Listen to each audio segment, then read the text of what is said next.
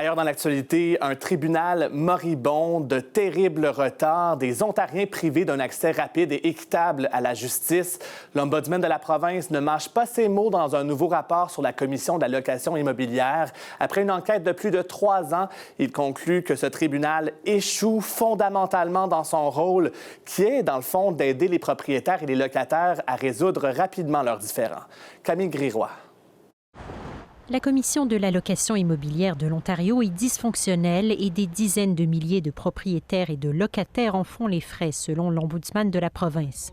Dans un rapport accablant, Paul Dubé souligne qu'il faut attendre en moyenne 7 à 8 mois pour obtenir une date d'audience et parfois pour les requêtes de locataires jusqu'à 2 ans. L'arriéré était de 20 000 dossiers en 2020. Il y en a maintenant 38 000 en attente.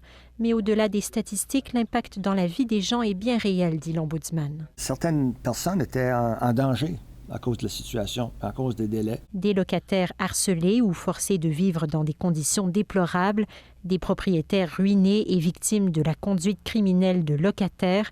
Le rapport s'appuie sur des histoires vécues. C'est pour ça que c'est tellement important d'avoir accès à la justice dans ces cas-là. Paul Dubé soulève des problèmes systémiques à la commission, pénurie de personnel, technologies obsolètes qui n'ont fait qu'empirer avec la pandémie. Il met de l'avant une 60aine de recommandations, notamment pour mieux identifier les cas urgents et pour simplifier et accélérer le recrutement, y compris d'agents bilingues, car le manque de services en français est aussi dénoncé. Des constats encourageants pour cette association de petits propriétaires. C'est une bonne chose que ça vienne d'un organisme indépendant. Ça fait des années que nous sommes en train de dénoncer cet état de fait. Ce porte-parole de locataires estime que le portrait et les solutions sont clairs, mais qu'il manque de volonté politique. La majorité des recommandations, je crois qu'ils sont acceptables et le gouvernement pourrait le faire, la commission pourrait le faire. Je ne sais pas s'il veut le faire, malheureusement. À Queen's Park, l'opposition souhaite voir des échéances et du financement pour s'attaquer aux problèmes.